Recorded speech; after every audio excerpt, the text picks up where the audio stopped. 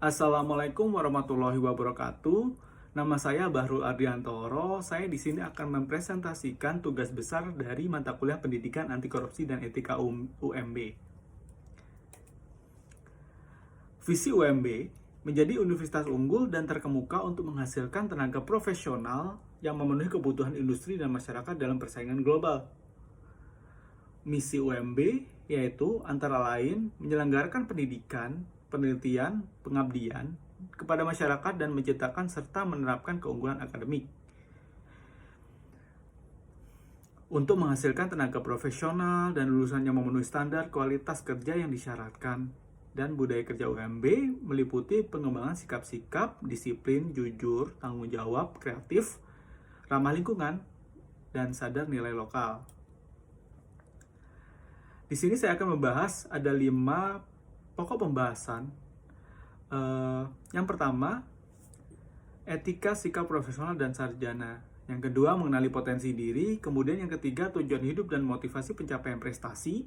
Yang keempat, berpikir positif. Yang kelima, komunikasi efektif. Etika dan sikap profesional dan sarjana. Definisi etika. Etika merupakan nilai-nilai dan norma-norma moral yang menjadi pegangan bagi seseorang atau suatu kelompok masyarakat dalam mengatur perilakunya. Pengertian etika profesi sendiri adalah etika yang berkaitan dengan profesi manusia atau etika yang diterapkan dalam dunia kerja manusia. Di dalam dunia kerja, manusia membutuhkan pegangan, berbagai pertimbangan moral, dan sikap yang bijak. Prinsip dasar etika profesi sarjana bisa dijelaskan sebagai salah satu profesi yang sangat penting dalam dunia ekonomi. Seseorang sarjana wajib hukumnya memahami kode etik untuk menjaga mutu dan kepercayaan para pengguna jasa. Terdapat 8 prinsip profesi untuk melandasi pelaksanaannya, yaitu satu, perilaku profesional, yang kedua, tanggung jawab profesi, yang ketiga, standar teknis, yang keempat, kepentingan publik, yang kelima, integritas, yang keenam, kerahasiaan, yang ketujuh, objektivitas, dan delapan, kompetensi dan kehati-hatian. Kemudian saya akan membahas mengenali potensi diri. Menurut Wiono, potensi merupakan kemampuan dasar seseorang yang masih terpendam dan menunggu untuk dimunculkan sebagai kekuatan yang nyata. Dengan kata lain, potensi dapat didefinisikan sebagai kemampuan yang masih terpendam dan siap untuk diwujudkan dan dapat digunakan dalam kehidupan manusia itu sendiri.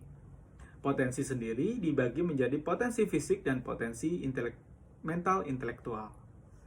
Manfaat pengembangan potensi diri yaitu dapat mengenali diri lebih dalam, mengetahui kelebihan dan kekurangan pada diri, yang kemudian memotivasi diri, memiliki jenjang kehidupan yang baik, dan memiliki koneksi terhadap orang lain. Kemudian saya akan menjelaskan tujuan hidup dan motivasi pencapaian prestasi.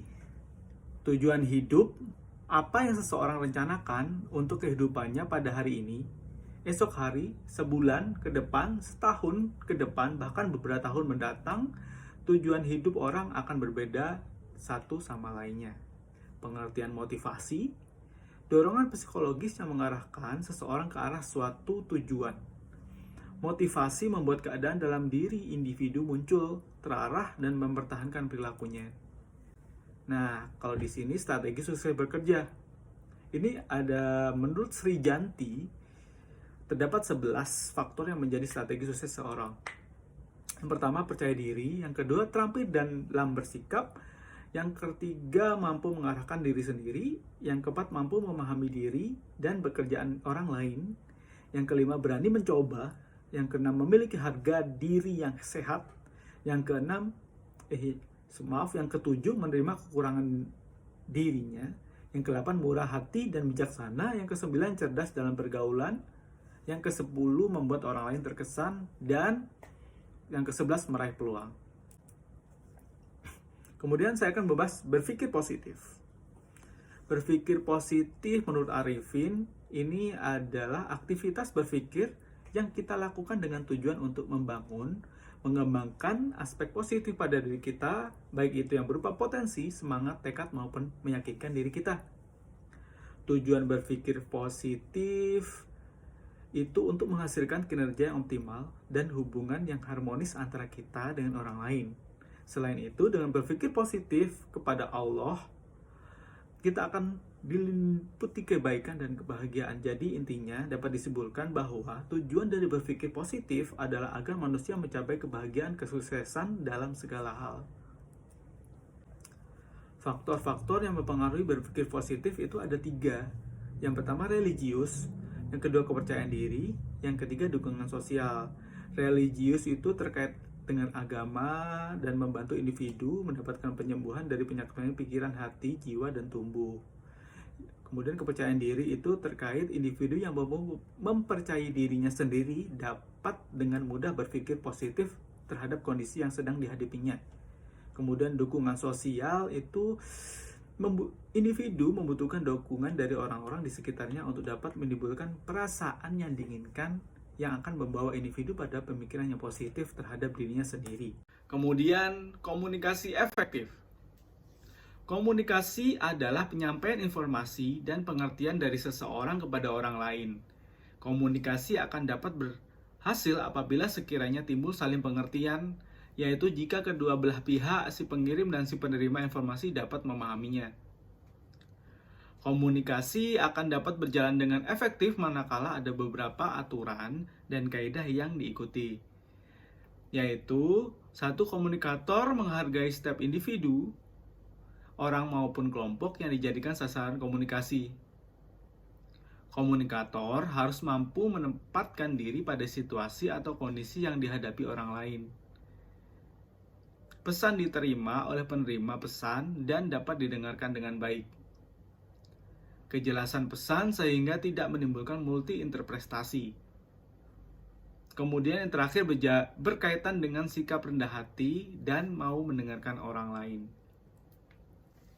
Jadi tujuan komunikasi efektif adalah pada akhirnya komunikasi hanya akan berjalan dengan efektif ketika semua unsur dalam komunikasi berfungsi dan berjalan dengan baik.